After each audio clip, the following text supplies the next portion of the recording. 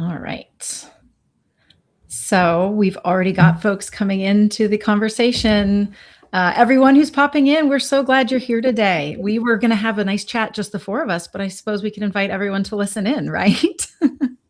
So welcome to everyone who's dialing in. I'm Melissa, co-founder of Wednesday Women, and I'm hosting here today. We're going to be having a conversation on writing and publishing the book that is inside you. Super excited. We'll take about one more minute while folks are dialing in. Thanks to everyone who's already putting in the chat where you're from. We can also, the speakers will also put where we're from, because maybe we'll go around and just tell them, I'm in Alaska. Bridget, where are you dialing in from? The complete opposite, Phoenix, Arizona. Which might also be the complete opposite of Stacey's. Yes, and I'm in Sydney, Australia, so a lot further south than everyone else. And Jen?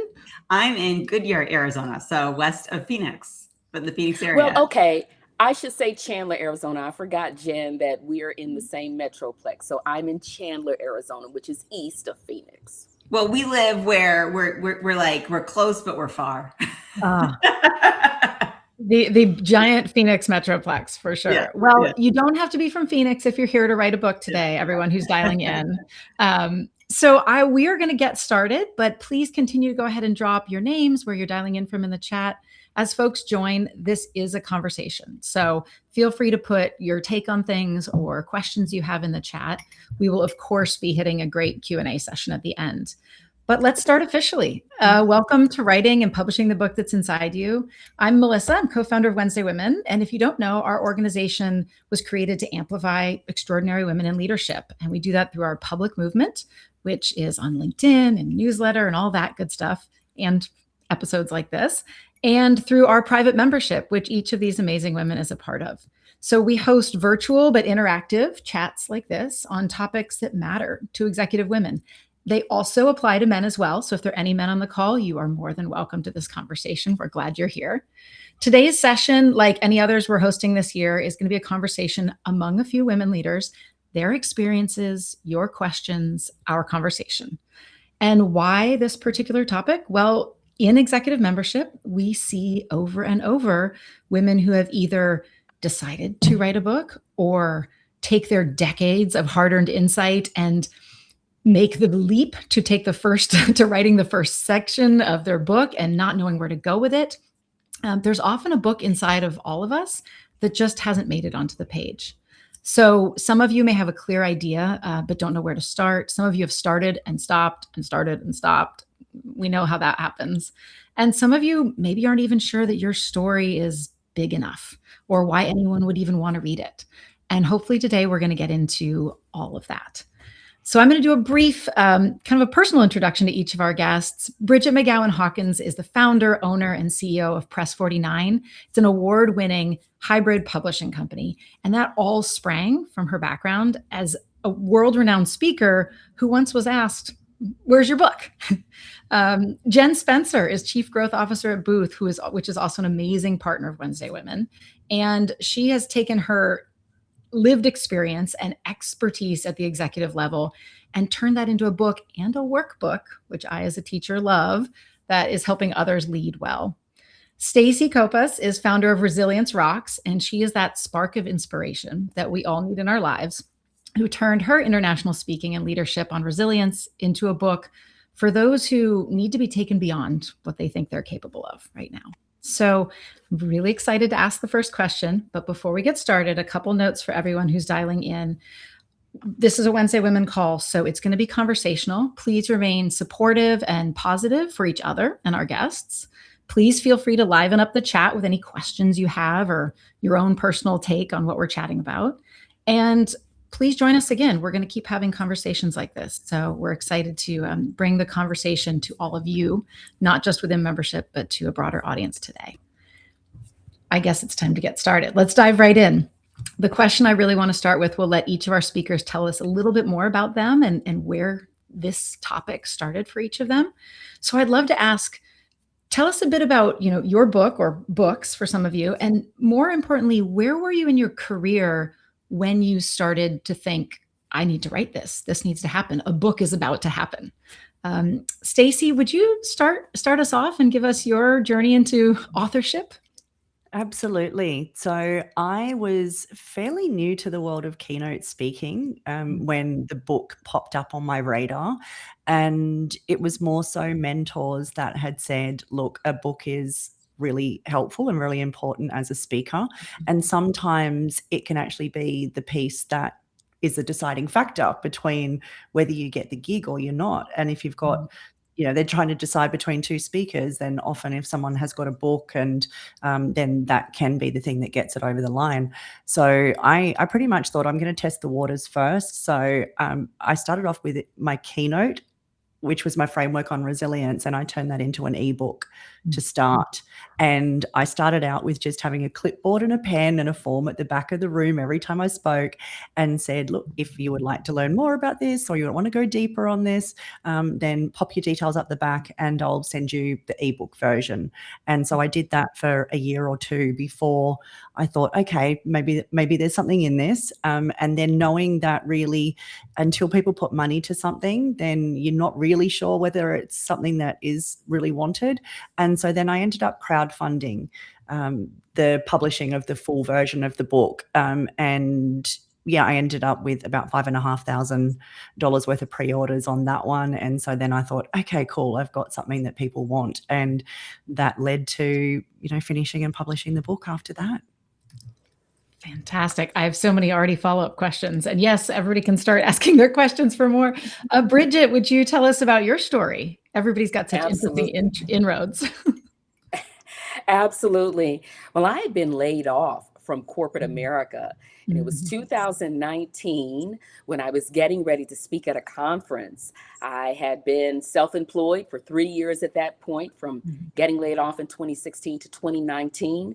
I was getting ready to speak at a conference where Oprah was also speaking. Now, I've been a professional speaker since 2001, so I'm not new to the game. But they asked me if I had a book to sell in the conference bookstore. Now, I'm thinking, this is the same bookstore that's also going to be selling Oprah's book. I don't have a book, but I'm going to say yes. And I got to work.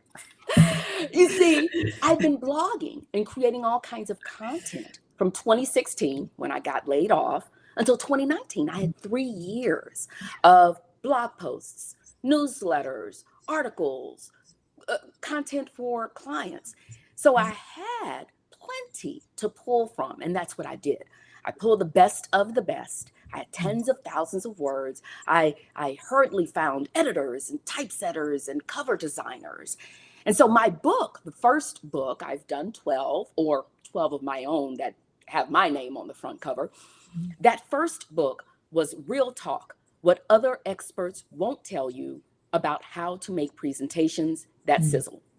Now, at the time, I didn't know a thing about publishing. I am incredibly grateful that I self-published because it got me to where I am today. However, I wish I could go back and have a conversation with myself before I did it, because that first book was a hotmess.com. Okay, trust and believe. But it's like listening to your first podcast. Right? But it's now in its second edition. It's won awards and so on and so forth. The thing is, I did not know what I did not know. I thought, I can write.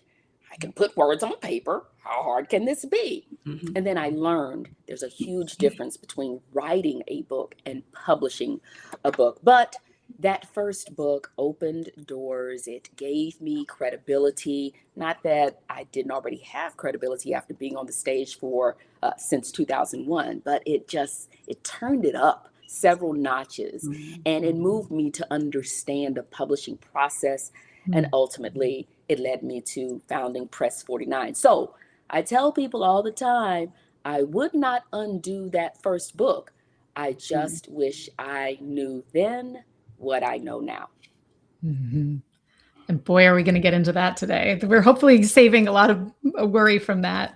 Jen, would love to hear your story too about that first. What kind of made the book come out? Yeah. So Lead Anyway is my book. And it's about building a career that you want when the rules weren't written for you. And it's the book that I wish someone had handed me at every pivot I made in my career, from being a classroom teacher all the way to C-suite. And I wanted to write a book since I was a teenager. It's like, honestly, it's been on my list for decades. And I gave myself permission the year I turned 47. So it was literally my birthday present to myself. I had stepped down from a CEO role. I was doing some consulting. I was taking care of myself, taking care of my health, my physical health, and my mental health. And my birthday was coming up, and I was like, all right, this is going to be this gift to myself. I'm going to take the time, and I'm going to actually write this thing that I've been sort of writing in my head for decades now. Mm-hmm. That's beautifully said too, that giving yourself permission. I think let's actually start around there, because the area I'd love to start with is this: can I have permission? Is my story big enough? Who am I to put these words? Who am I to have a book right next to Oprah's in the store? Bridget, I know you see a lot of authors. What's your take when someone asks, who would even want to read this? What do you say back to folks who are thinking that? So, Melissa, the first thing I would tell her or him is that is the wrong question. You see, when you ask, who would even read this, you are making yourself the audience. The better question is, who needs this? That's where you start, because you may have a story that feels ordinary to you because you've lived it, but somebody else may be standing exactly where you stood 5 years ago, and your experience could save them 5 years of frustration. I like to say your mess could be the message that someone else needs. And I see this constantly, especially with women. We're often very comfortable saying, she's brilliant, she has an amazing story, she needs to write a book. But when it comes to ourselves, suddenly we're thinking, well, I don't know if anybody wants to hear from me. Yeah. Let me tell you something. Somebody is waiting for the lesson you think everybody already knows. Now, that doesn't mean every experience automatically needs to become a book. Everything that happens to you needs to be written down and put out to the masses. That's where strategy comes in. Sometimes your idea is a keynote. Sometimes it's an article. Sometimes it's a course. And sometimes it absolutely is a book. So my job as a publisher is to help someone figure out which one it is. And don't kill the idea before you investigate it. Your story does not have to be the biggest story in the world. It has to be useful to somebody. Your story does not have to be extraordinary to you. It has to be meaningful to the person who needs it. And I noted how for Jen, it was interesting. Jen, you were both the person who needed it and the person who was writing it. What kept you from writing it sooner, besides waiting for that wonderful birthday event? What are the blockers that kept you from getting there sooner? Really two things. Like, time was just the practical one. And just being someone who was in, executive in a high growth, company with a lot of pressures and raising children and, just life, right? Like, it just takes time. That was very, very practical. But honestly, I think we can always find time. We can always make time for the things that matter to us. So I think the bigger thing that kept me from publishing sooner was just this voice in my head, like Bridget's talking about, like asking, who am I to write a book? Like, why would anyone care what I have to say? And that voice took like a lot longer to quiet than it took to find the hours to actually write the book. Yeah. Plus, you said yourself, I needed this book. Who needs the book, right? People like me need the book. Yeah. Stacey, I was going to ask you too, especially having started with it as a keynote framework. What went through your head in terms of thinking, is it a framework? Is it a LinkedIn post? Is it an article? Is it a book? There's so much potential for the content that's in our heads to come out. How did you decide to kind of go the book route? And then maybe what's the difference in your mind? Yeah, I think having a framework or some kind of method rather than it just being a story, particularly if we're looking at business books in particular, because obviously there's memoirs and there's all of that type of stuff as well. But I think if you've got something that is a proven, repeatable system, and also that there's enough. If there's enough meat in it to be a book, because I think we've all read a book that we're like, oh my gosh, could have been one chapter and we could have had it all done. And we've invested like 6 hours in reading this book. So I think having it there's enough there. But what I did with mine too, because I wanted my book to be something that wasn't just, I'll read it, put it on the shelf. I wanted it that would be something that people would go back to. So, because I know Jen has the workbook version of hers. But what I've done is I've actually put exercises at the end of every chapter in mine, so that it is something that people can actually work through rather than just, read and it being one way. So almost like having a conversation with them at the end of each thing. So I've likened it to, it's the resilience gym. And so you've got your little activities that you can do on a consistent basis, and really wanting people to actually do something with it.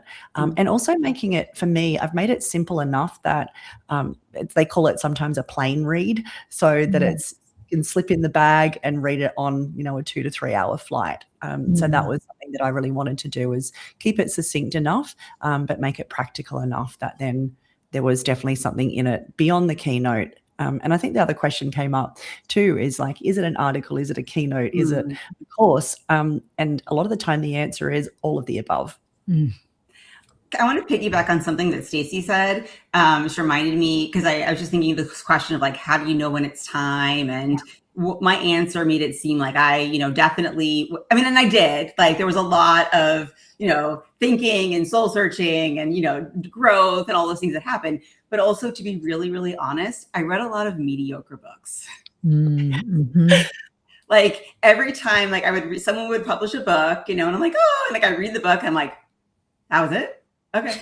Like I could do that, Yeah. So that did help. I think that's great. I mean, one of the questions that you kind of ask is like, what is that thing that we can all do to get started and get running, right? Let's assume someone's at the idea stage, and we are going to talk through all the stages, of course. If someone's at that idea stage, what is the thing that kind of kicks their butt into doing it? And Jen, that's actually kind of a fun one, where you read and you're like, I could do better. Yeah. Stacey and Bridget, you also both started off with content as speakers and having the framework. Stacey, I think you mentioned really nicely that the framework then leads into a beautiful structure within the book. Bridget, what would you add to that in terms of going from speaking into a book? I would say to someone who's wanting to figure out, where do I start? How do I get up and running? I'm staring at a blank page. I'm going to tell you this. Do not start by trying to write a book. I know you're thinking, really, Bridget, did you read the name of this session that you're on, girlfriend? Well, listen, the title of one of my latest books is Do Not Write a Book Until You Read This One. But no, seriously, because I think about my own journey. I didn't set out to say, I'm going to write a book.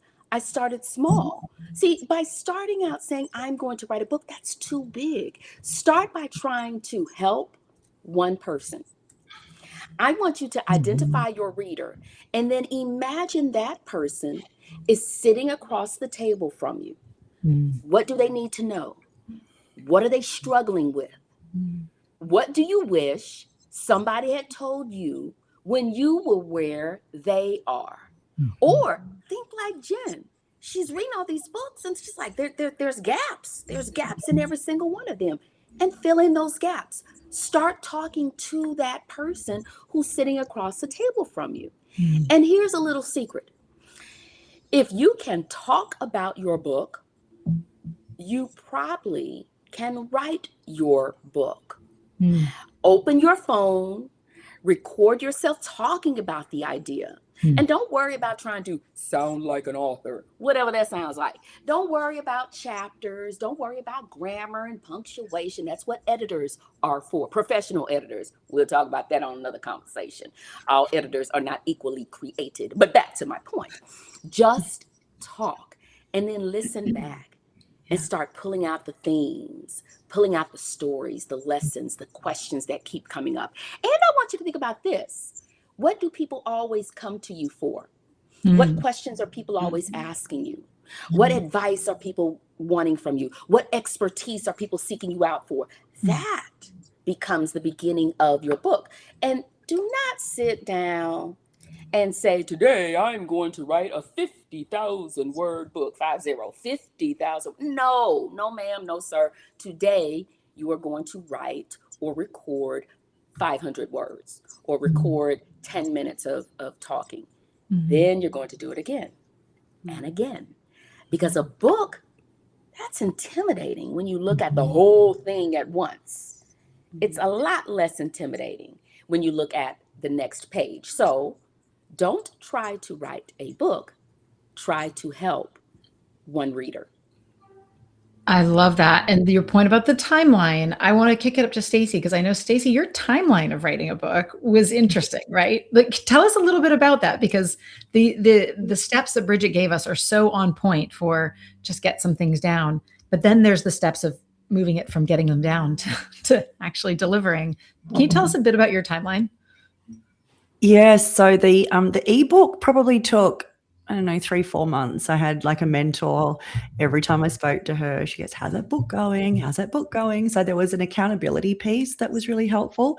So for context, that would have been early 2012 that I was doing that. And of course, I tested the content as a keynote, got great feedback on that. But also I think I was trying to stuff too much into a keynote as well, which I think that's a mistake a lot of us make, is we over deliver and we end up giving, like they're drinking from the fire hose. So that was that. So probably, mid 2012 is where I was consistently building the list, doing all that sort of stuff. And then the intention was always then to, once that was proven, then to do the full-length book. And I sort of tinkered with it for a while, just did little bits and pieces.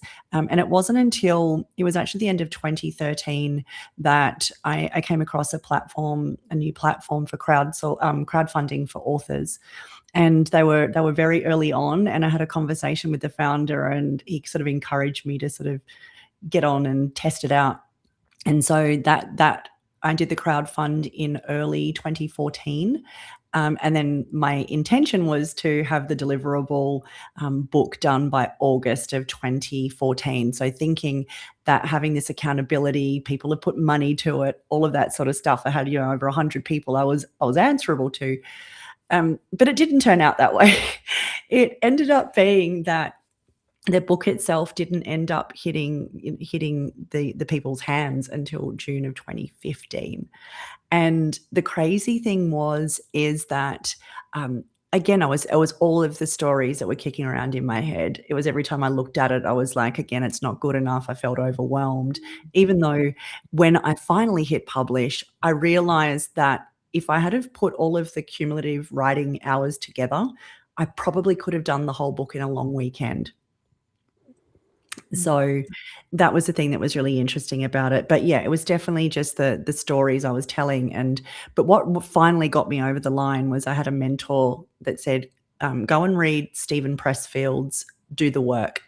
And once I read that, which is such a simple read, I read it in an hour. The book was finished by the end of that weekend. So it was just, I needed that little nudge to get out of my own way. I keep hearing about the people. We heard the editor, Bridget's going to take us on to talk about editors pretty soon, and Stacey with the mentors and the accountability folks. Let's talk for a minute about who are the people that came along with us on this journey. Who are the people that either moved you along or were mission critical to making it happen? Jen, who comes to mind for you on that? I mean, for really getting this done, I think I hired, I went through and I found like a boutique publishing company. And then they had offered to assign me like a ghostwriter, right? I could have had everything ghostwritten. It could have been just me talking and then them writing it. I didn't want to do that because I like to write. But that writer kind of shifted into editor and like coach mode.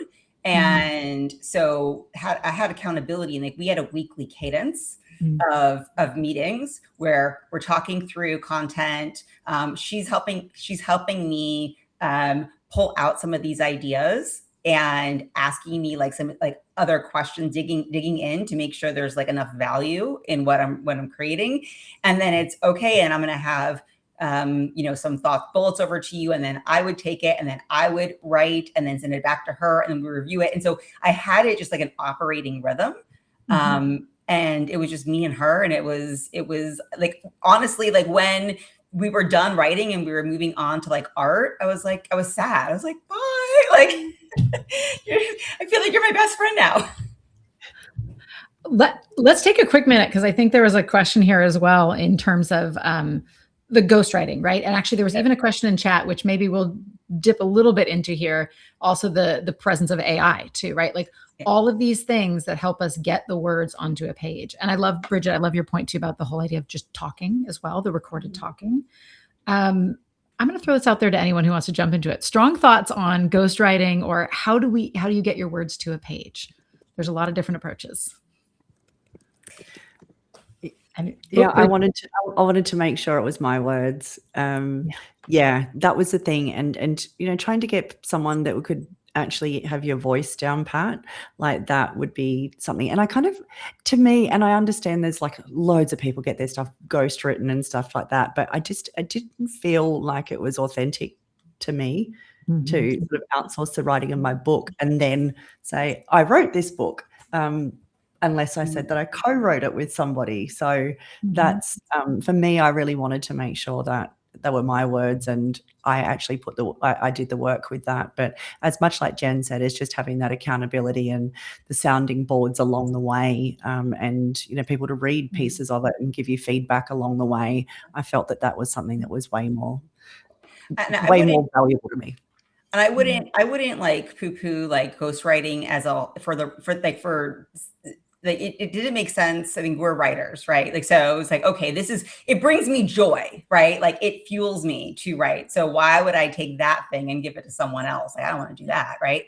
But for someone else, it might make sense. And I think if you're going to have a ghostwriter, and this is coming from the perspective of running an agency where sometimes we actually would publish books for our clients, it's having a good kind of supply of their natural voice, their content, like that, their point of view, their perspective, and making sure that can kind of carry through. And also it's like, if somebody writes something for you and then you read it out loud and go, does it sound like something I would actually say? And you can see it, you can like learn it really, really, really, really fast that way. But I think, for some people, it's like ghostwriting is really the answer. Just make sure that yourself is reflected, right? And if you're too obsessed with writing and your tone and your voice and all these things, then don't even try. Just don't. You're not going to be happy. Yeah. Jen, you're spot on. I want to talk a little bit about ghostwriting as well as my take on AI from the publisher's perspective. When it comes to selecting a ghostwriter or deciding, do you want to work with a ghostwriter? Some people may look at it in terms of that's cheating or the easy way out, or can I really claim this as my own work? Here's the deal. I want you to think about all of the things you're an expert at. You may be an expert at accounting, at leadership, at you name it, fill in the blank. If one of those items that you're an expert at is not writing, then leave it to the experts, and don't be ashamed or afraid or scared to work with a ghostwriter. Make sure that you are very clear on who gets the credit and whose name goes on that cover, and do not hesitate if it makes sense for you to have a quality piece of work that reflects your brand and is at the level that is deserving of being attached to your brand. This is the thing. Just because you can write, we all can write, doesn't mean you should do it in a professional way. I mean, think about it. You've gone to the potluck where you ate somebody's dish and you're thinking just because you can cook doesn't mean you should cook. Okay, we need to apply that here. You leave some things to the professionals, and there's absolutely nothing wrong with it. Now, here's my take on AI. There was a Supreme Court case, I believe it was ruled on back in maybe 2023. There's this computer scientist named Stephen Thaler. He had created a program, or at least he had used AI to create this program, and then he was trying to copyright it. He lost in 3 different courts, all the way up to the Supreme Court. And all of those courts ruled he could not claim that that was his intellectual property. He could not get a copyright application or a copyright issued in his name for that program that he had used AI to create, because part of the requirements for issuing any kind of a patent or a copyright is that it was created, whatever it is, whether it's a literary piece, whether it's a computer program, what have you, it is created by a human, and the human is submitting the application. Now, where does that put us when it comes to literary works? I don't know. We've not gotten that far yet. I'm not saying do not use AI to compose any part of your book. It can be a tremendous tool, absolutely. And it can support you with really making it flow well. However, given that case, and that's Thaler v., I want to say the U.S. Supreme Court. I don't know, look it up. Look up Stephen Thaler, Thaler. Given that scenario, that real life case, I would just be very cautious. Additionally, when you are publishing, distributors such as Amazon's Kindle Direct Publishing or KDP, as well as other global distributors like Ingram Spark, ask, did AI play any role in the creation of your manuscript?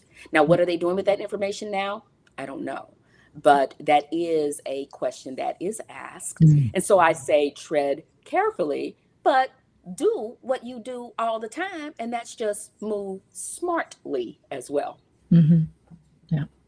We had a recent conversation, obviously more on AI and leadership and the business side, but I love there was a phrase around having a human on the hook, right? It's not just in the loop. It's actually having someone who says, that was what I did. Here was how it was used, making it very clear and documenting how and why it was put together.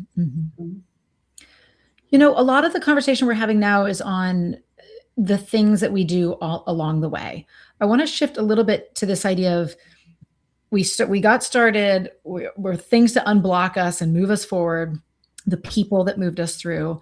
Let's shift a little bit to thinking about the getting it done, getting the darn thing out the door. There's a lot here.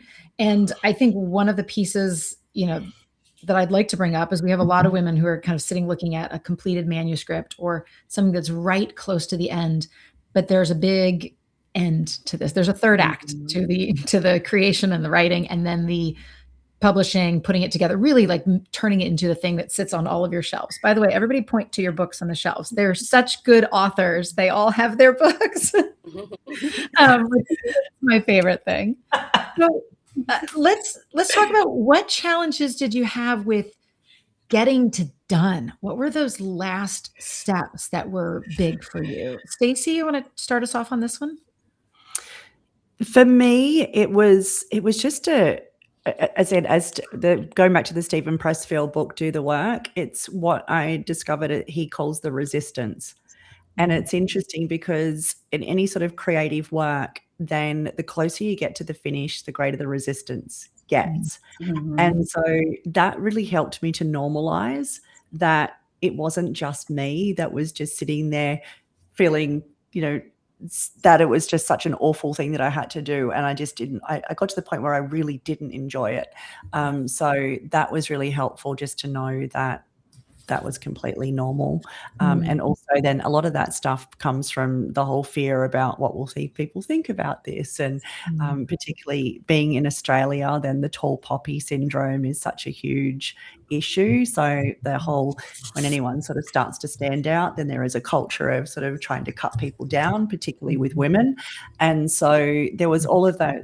It was sort of driven by fear, were the big things there. So, and then what I found that actually really helped me to get it over the line was I actually printed everything out, and I got a pen and I went and sat in the sun and I scribbled all over it. So I got away from the screen and I went old school analog, pen and paper. And then that was just so helpful.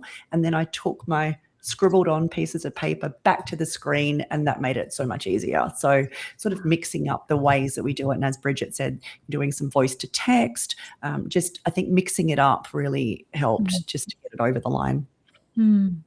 Jen, how about getting yours over the line? It was like knowing when to stop, which is, just like similar to what Stacey said, true of like any kind of creative work. There's like always one more thing that you can improve, or like a line you can tighten. And that, if you're a creative type, it just makes you a little crazy. It's just kind of part of who we are.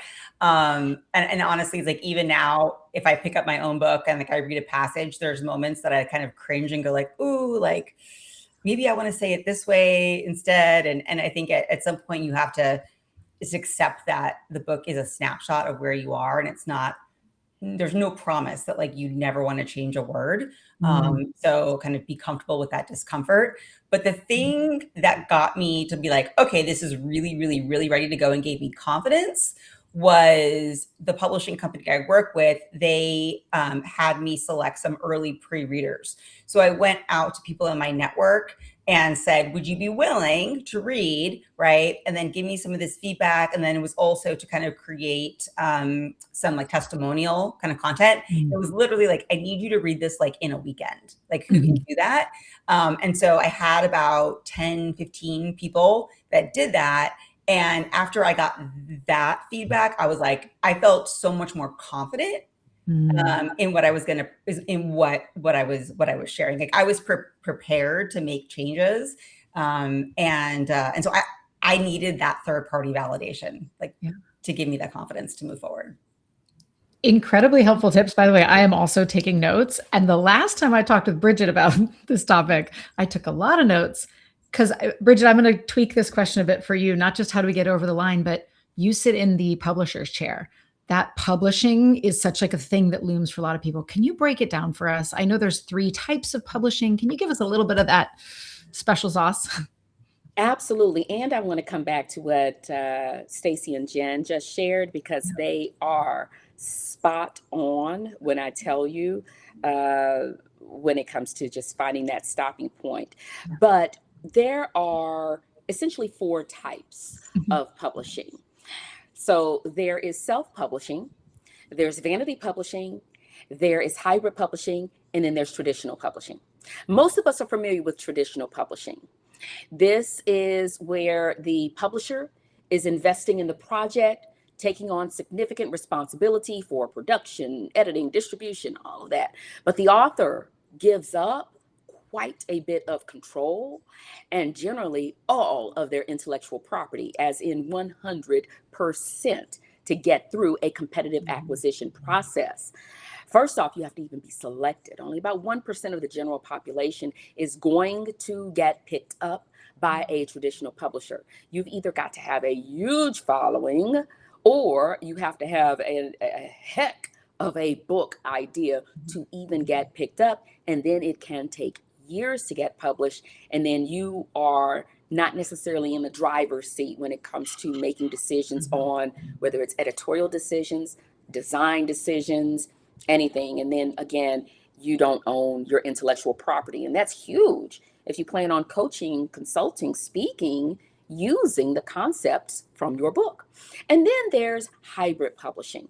Hybrid publishing is what Press 49 does. It sits between traditional publishing and self-publishing. With self-publishing, you're doing all of this on your own. You're figuring out the editors, which I'm going to talk about those editors before we're done here today. You're finding the editors, you're finding the designers, and you don't know if they actually can do work at the level, at the standards that you have for your brand. Now, yes, you have the greatest degree of control with self-publishing, but you also have the greatest degree of responsibility. So you either have to learn the business or hire people who know the business. Now back to hybrid publishing. It sits somewhere between traditional and self-publishing. You're investing in professional publishing services, but the arrangement can allow you to maintain much more ownership. At Press 49, you own 100% of your intellectual property, and that will never change. You also maintain a lot of control that you wouldn't have with a traditional deal, in that we're consulting with you on the design, we're consulting with you on the font. Now, let's be very clear. I have a team of experts, and they're going to tell you we're not using Lucinda handwriting in your book, right? So we're going to pump the brakes when we know it's not something that aligns with industry standards. Yeah. So those are three of the bigger publishing models. And then there's a fourth I mentioned, which is vanity presses. They tend to just publish you. They may not edit it well. The design may be a little questionable. You're thinking to yourself, my 7th grader could have done this in Canva and done a better job, right? So I'm not a big fan of vanity presses. As you can tell, you do have to pay to publish. But the thing is, you are guaranteed to get published. So what I want you to do is think about questions such as, what exactly do I own when you're trying to figure out what publisher to go with, traditional, vanity, hybrid, or doing it yourself? What do you own? What are you paying for? What happens to my rights? What percentage of royalties do I receive? At Press 49, you get 70% in perpetuity. What happens if I leave the company? What services are actually included? Ask all the questions, and then stop and ask the publisher, what should I be asking you that I'm not asking you, right? Because the publishing model matters, but the publishing partner matters just as much. The extent to which this feels like an executive interview is high, right? You have contractual legal pieces you need to consider. You have a fit, a vibes fit, right? There's so many pieces like that. Anything, Stacey, Jen, we've got oodles of good questions, but anything you want to add to that conversation around the, picking which way you publish, and anything you might add to that process? Yeah, I think the big one for me was, particularly finding out how little you actually get from the revenue and stuff like that. That was a big one for me. And also too, these days it's how big your following is, because any sort of traditional publisher, they're only wanting to really invest in people where they sort of think, well, okay, we can get 10,000 sales easy out of this person. So that was a huge one for me. And just, this whole thing, thinking you put your blood, sweat and tears and your whole life into this book, and then to think, oh, I might get $1.50 from each book that I sell or something like that. So that was definitely something that I wanted to have control. Also for me, because being a keynoter, I wanted to be able to package up my book. And I do that. So often if someone books me for a full fee keynote, I'll throw in 50 copies of my book, and I can do that. Also, you can put up part of it as a download, that type of stuff, which you can't do if you're traditionally published. So that was a big one for me. It was more about, it wasn't about, oh my gosh, I want to see my book on the the end of the airport bookstore type of thing. So it wasn't about that. It was about the positioning. It was about the doors it opened. It was about being able to value add as a keynoter or as a consultant, to leave them something with that, and being able to have complete control over what I charge for that book, or whether I give them away and things like that. So it was a control thing. Yeah, agreed. Yep. I definitely would like to add something. Stacey, you hit the nail on the head when it comes to what traditional publishers are looking for. And I know sometimes people are thinking to themselves, well, what am I paying a hybrid publisher for if I don't have to pay a traditional publisher? And then they're wondering about, oh, wow, so a traditional publisher is looking and thinking, ooh, this is the number of copies I can sell. What's that all about? Listen, traditional publishers have the exact same expenses as a hybrid publisher. publisher. They're going to have the developmental editors, the line editors, the mechanical editors, the proofreaders, the designers, the typesetters, all of the metadata researchers. Both companies have the same expenses. What traditional publishers are looking for is, how will I recoup the money that I have to spend on all of these services to get the book to the finish line? Hybrid publishers charge a fee up front. So those fees that they have to invest in getting the book to the finish line are covered. Traditional publishers are looking and thinking, how am I going to cover this? That's why when a big name comes to them and they know that they'll be able to sell thousands, tens of thousands of copies, they are ready to jump on it. So I want you to think, just keep that in mind when it comes to paying and not paying. And then when you see two different numbers, they're not the same. You want to look very closely at those contracts and see what's the royalties looking like. Traditional publishers, your royalty payout maybe 10 or 15% of net sales. Kind of back to what Jen and Stacey were saying earlier. Oh my goodness, I'm getting $1.50 for this book that sells for $10, $15 on Amazon. But you're not doing it for that. You're doing it for the doors that it opens, as Stacey was sharing, the consulting, the speaking, the workshops, the trainings that you can do. That's what you are doing it for, not for the $1.50 that you earn from Amazon. Question from Jenny, which I think we're sort of answering this just in my mind as we talk through it, is Jenny said, is it common to change your type of publishing for different books? And it seems to me that based on your reason for the book, you might therefore choose a different approach. Absolutely. Yeah, I was gonna say, like, so my publisher was like a hybrid, right? Of course, going into this, I didn't know what I know now. I didn't know Bridget, but did the book, and then the coming out of the early pre-readers, people, that was why I wrote a workbook, because I had people going, Jen, please do a workbook, because I'm basically writing all over this manuscript. And, I used to be a teacher, so I'm like, sure. And so I just tapped the same publisher to get that done. But for my next book, if I have a next book, I am tempted to self-publish, because if it's a similar type of style, right? If it's something I'm comfortable with, because now I know, right? I have that experience. And going back to AI, it's I had a great experience with Lorraine, who was my assigned ghostwriter turned editor turned accountability coach.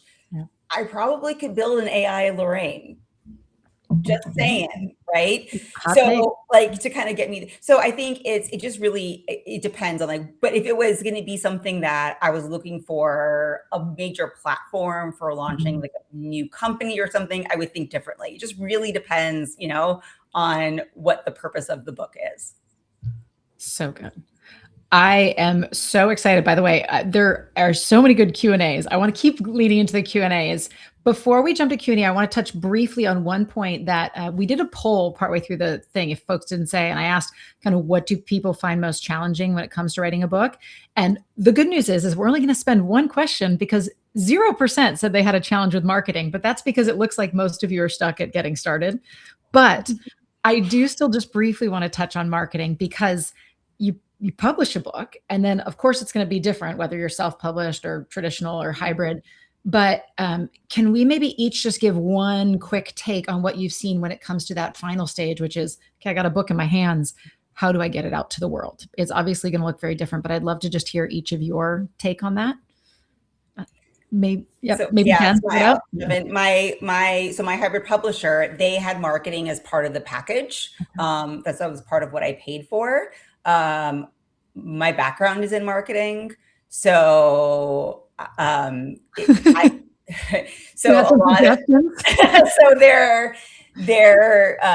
of their efforts, what they put together, I found insufficient.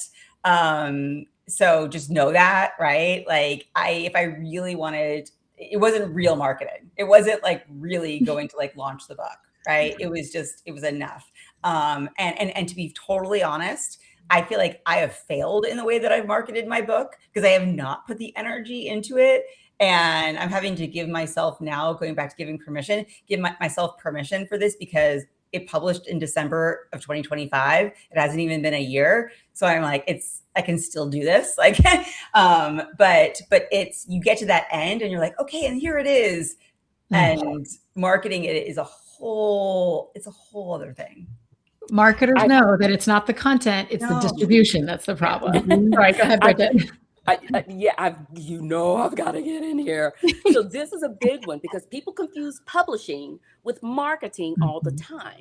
And yes, publishers will say they'll do some marketing, but let me be very, very clear. And if you're taking notes, write this one down. Publishing is getting the book professionally produced and into the marketplace. Marketing is getting people to care that it exists. Those are two different jobs. A publisher can help with positioning and metadata, distribution, promotional materials, a whole host of things. But no publisher can manufacture an audience out of thin air.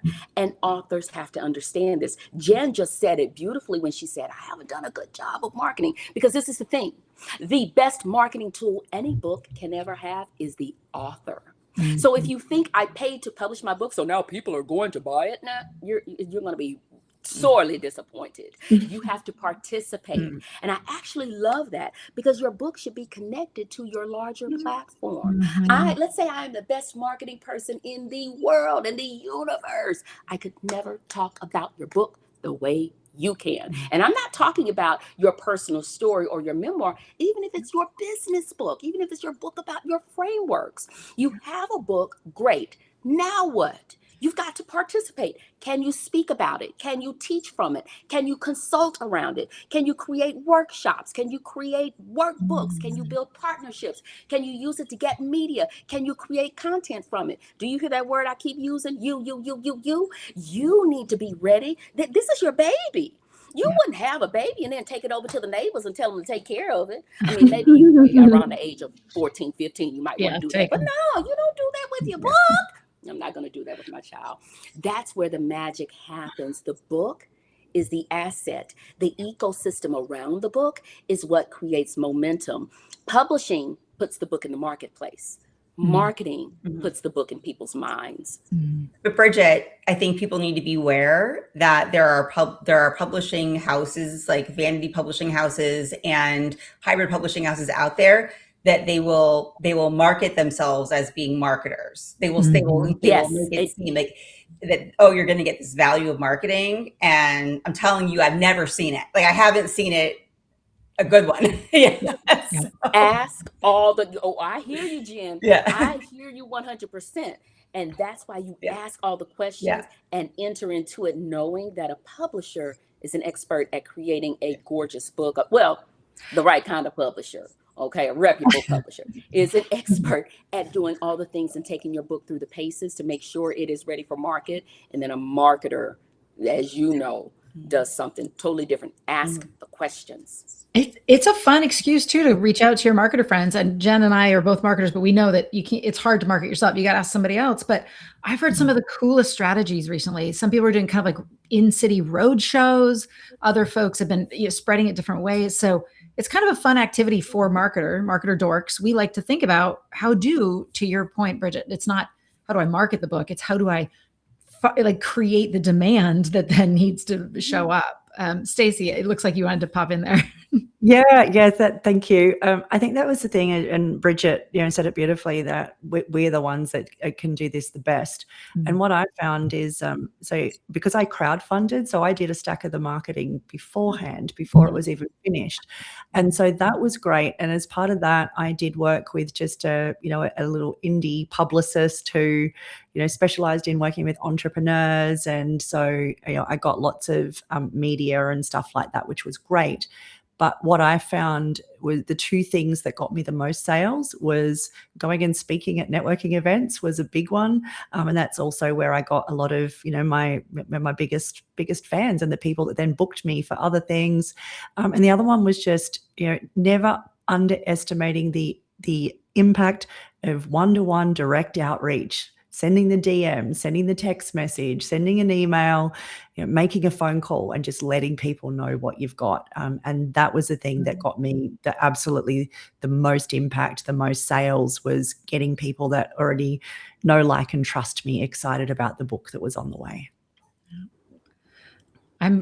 We had a prep call for this, everybody who's listening, and we knew that we had about 3 hours worth of conversation. So we're getting a little close. I'm going to do my best as a moderator to keep us on track. We got 5 more minutes. What I'd love to do is go a little bit quick fire answers to some of the questions, because I didn't get into the quick Q&As early, but that's because we've been covering a lot of great things. So I'm going to ask one quick fire to Stacey as I look at the rest of the Q&A, which is around, give us a little bit more about crowdfunding. How did that work? Do you recommend the platform? Are there other platforms? Anything you could share with this group on that stage?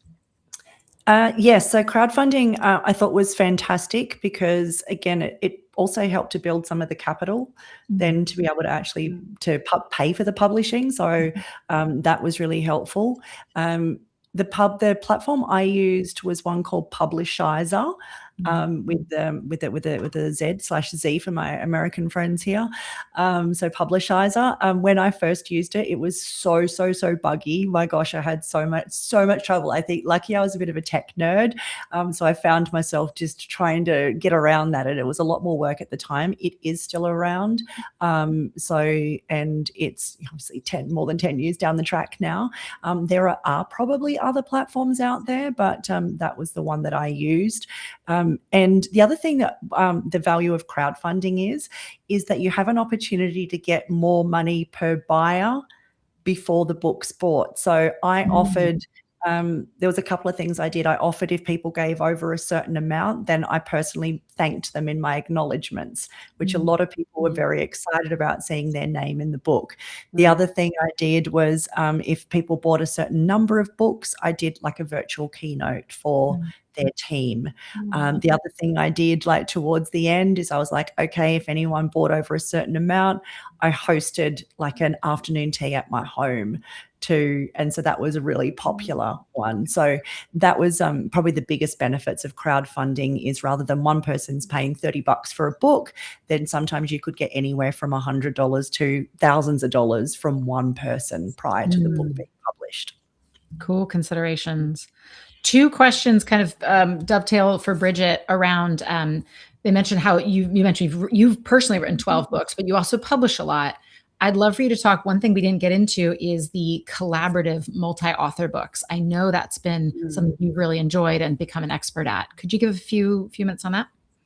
Absolutely. Collaboration books are a fantastic gateway into publishing and eventually leading to you doing your own book. We've had a number of authors who have been a part of collaboration books, where each author writes one chapter.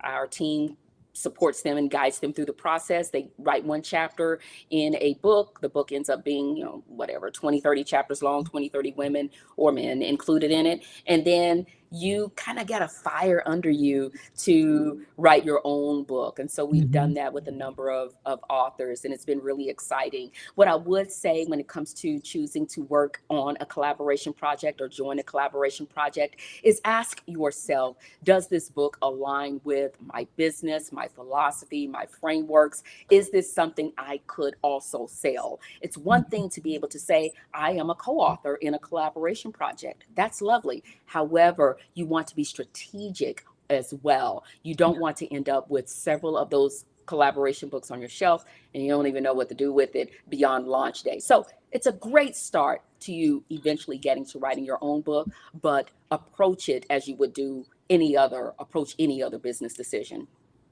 I love that. I'm going to ask one kind of broad question for each of us to give an answer to. And this one, Bridget, once upon a time in a prep call, you said, thinking about the ROI of your book, right? And for those who don't know, that's a return on investment. And it can really look different because each of us has different goals and different outcomes. So kind of as a wrap-up question, and maybe we can fit some more in, but I want to ask this for each of you, just to speak briefly to your experience of What was your expected, and then what did you end up getting in terms of your ROI on the books? And Bridget, I know you've written lots, maybe on pick your favorite. But Jen, you maybe want to take that one. I know we throw ROI around a lot in our day-to-day jobs. So yeah. So my expectation when I originally published the book, my plan was to give away the sales, any of my royalty sales proceeds to Blood Cancer United, because I was raising money for Blood Cancer United last year. And so I had like a goal around being able to like get a certain amount of dollars that I'm like going to be donating. But to be really, really honest, like I did not have the business mindset for the book that Bridget's talking about. There could be another book in my future where I would have that kind of mindset. But for me, this was very, very personal. And it was more memoir-ish that then links in business book. And it was very much me. So the ROI for me was like, it was it being done. It was like opening up the box and seeing the book and just being like, wow. Not that I just wrote the book, because it was all of my stories that went into the book, that it was like, that was my ROI. It was like, all right, here's this validation, this proof, this body of work that I've done, that is now documented. It's in writing, so yeah. That's what it meant. That's what it was about for me. Bridget, your ROI? Well, I want to use musicians as an analogy. A musician does not necessarily make the bulk of their income from the pennies they receive every time a song is streamed. The song creates awareness. That awareness leads to concerts, endorsements, collaborations, licensing, and other opportunities. I mean, I think about Shaquille O'Neal. I know he's not a musician, but I think about him. I walked into Staples one day and all of a sudden there's this ginormous cutout of him next to a printer, right? That is where he's making his money, is from all of the endorsements. And that's where musicians will make all of their money, is from the endorsements and from the collaborations and so on and so forth. Your book should and can work the same way. The book demonstrates what you know. It gives people a tangible way to experience your thinking, and then you have to decide what you want that book to lead to. So think about speaking engagements, consulting, coaching, workshops, corporate training, partnerships, collaborations, new clients, so on and so forth. And sometimes opportunities that you could not have even predicted. So when someone asks me how much money I have made from my book, sadly, I can't tell you, but can I tell you that I've had organizations order hundreds of copies of my book that I sit at my dining room table and autograph and ship off to them? I'm talking about, think about Real Talk. It sells for $30 a copy. I think it was 300 copies of it, do the math, 300 copies of it to an organization in Texas where they ordered tons of, so that was nice. But then they also booked me for a 5-figure speaking gig as well. So when somebody asks me how much money will I make from my book, my response is, that's only one question. What do you want the book to make possible? So don't measure ROI of your book only by what the book sells. Measure it by what the book makes possible. Well said, Stacey. I know that's been your route as well, that idea of building things off of the back of what that publishing can do. How about your ROI as we wrap up? Yeah, absolutely. So mine was always to look to get more speaking engagements, and that's the whole thing is it's like much like Bridget said, you got a $30 book, and when you can get 5 figures for one speaking engagement off the back of it, like the ROI is pretty nice when you can do that. And yeah, much like Bridget, signing hundreds of copies. I've been in hotel rooms with boxes of books, like signing copies and then, getting them off to the venue the next day. But it is really lovely. And then also too, sometimes it's like, even if you're not doing that, is, doing, back of room sales and all the conversations that actually happen off the back end of the book is where I think is my favorite part of it. When you get an email from somebody or a LinkedIn message saying, oh, I've just read your book, this is what it meant to me. That's it. The other thing that hasn't been mentioned too is, like, we're talking about like keynoting, but the podcast opportunities that come from, being an author, the media opportunities opportunities, those type of things, being able to have a conversation like this, it definitely opens a lot of doors. And it's one of the things that one of the most respected occupations in the world is an author. There's so much trust, there's so much authority and expertise and recognition there. And so it definitely does a lot for positioning. And for me, it was all about positioning. Yeah. Well, I know that we could stay. I know that we could chat. This is a normal Wednesday Women conversation for those who are dialing in. We wanted to keep going. There's so many more questions, but I will say a big thank you to each of these three amazing ladies for joining us today, sharing their knowledge. I've seen a lot going on in the chat about wanting to connect afterwards, but I'm guessing each of these three would also be happy to see new followers or even new connections on LinkedIn. It's lovely to have everyone who joined us today. If you have questions, you can send them right back to us at Wednesday Women, of course, and we'll connect you in the right place. I don't have the specific, but you can reach us at founders@Wednesday Women, or you can subscribe to our newsletter as just popped up there. Thank you, ladies. It has been a pleasure. I'm sure there's more we can chat about, and we will chat about soon. It's good to see you all today, and thanks to everyone who joined. Bye, everyone. Have a good rest of the day. Bye.